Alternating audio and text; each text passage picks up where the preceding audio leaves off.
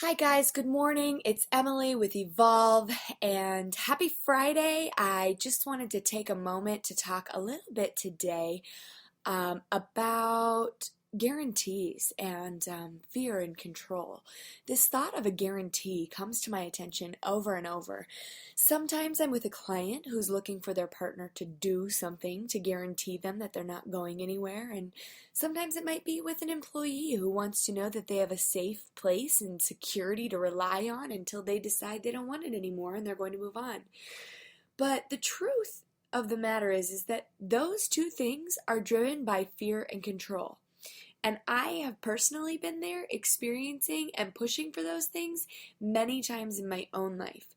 Recognizing when I'm using fear and control are a huge part of working through those things and creating a healthier relationship with myself and with those people and situations in my life who I'm trying to control.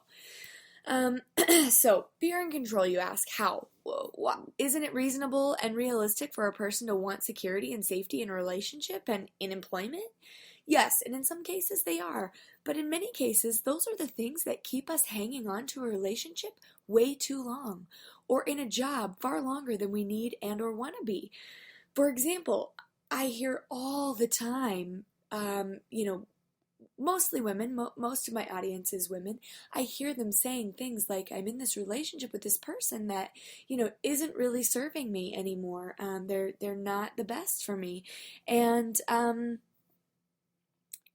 part of it is because they're not honest about the fear that they may experience for leaving, if they're going to be alone, or what that may look like. And part of us is taught to want to control people by using some of that kind of emotional manipulation. And so it's interesting when we begin to look at that, looking at it from your own perspective and where you're hanging on to things that maybe you need to let go of. Now, in some cases, like I said, it may be the fear of losing that person, getting hurt, or being vulnerable. The vulnerability, the fear of vulnerability and being vulnerable in that space might be so great that we begin to manifest that fear in crazy attention-seeking ways instead of telling the truth about the fear. They often come in the form of words or conversations. Now, these conversations are ones that you have with yourself in your head, and occasionally they slip out and make the situation even more complicated. Manifesting our fear through control and emotional manipulation might look or sound like you being the victim to the situation. The person or the job did something to you, or you might find yourself saying things like, I cannot believe that he or she would do this to me, or they're doing this to me. That is victim mode, people. Newsflash, no one does anything to you that you don't let them do. Your power is in leaving that situation. Now, I know that might seem like a stretch, but you have an opportunity to feel and react to something in many different ways. It doesn't mean that there won't be hurt or pain along the way, but how it's presented outwardly can be different. You get to choose that. For example, telling the truth about fear and owning our portion of the problem might sound like, I'm afraid, and I'm afraid that I'm going to get hurt again. However, I love this person, and I'm willing to trust this as long as he or she can understand and be patient with me. I realize that if I hadn't allowed this to go on for so long, I wouldn't be feeling quite this badly. I take responsibility for, and then that's where you fill in the part that you take responsibility for the situation, and you know that you need to do blank in order to make it easier for them to support you in that relationship. Or in the case of a job, I'm afraid to move on to something that will not provide the security of this job, but I'm absolutely miserable where I am. I hate where I am because and that's where you fill in the blank, the portion that you are responsible for.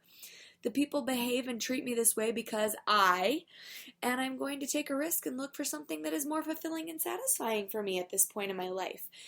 In order to create this same situation, in order to not create this same situation at the new place, I need to be blank, and I can begin doing that here today.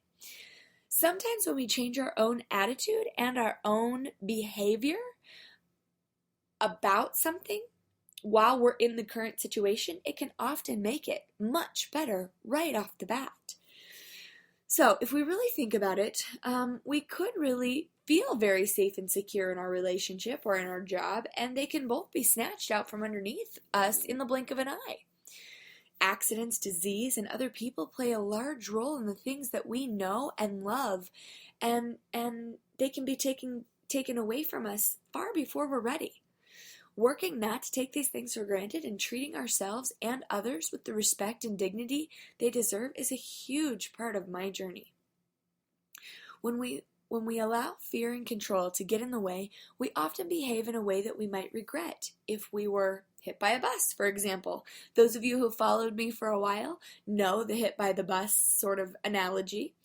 Examine where you have fear. Confront that fear and push yourself to have an open, honest conversation with yourself and those you love about it. The blame game and not taking responsibility for your part is the easy, cowardice way out that does not require you to stand up, grow, and develop your character. I heard something the other day that really resonated with me. The person was a psychologist, and he said, behind every frustration there is a wish. And I began to really look at that, and it's so true, but we don't usually look at it like that. Instead, we focus on the thing that frustrates us and mask it with fear, so that when it comes out, it sounds very different. It sounds very critical. It sounds very angry.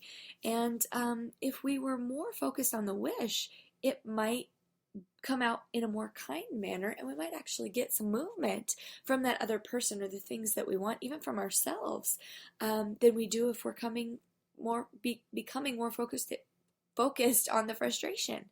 So what is your frustration? What is your wish? We want others not to judge us, but we're so very quick to judge someone else for their decisions or their behavior. Comment below or on our Facebook page and share with us the different ways that you have used control and fear, or the different ways that you've been able to confront control or fear. Tell us how you've gotten out of that cycle. Thank you so much for listening and or reading the Evolve with Emily blog. I look forward to connecting with you more. Have a fun, safe Halloween weekend, and I look forward to hearing from you and talking to you all next week. Bye-bye.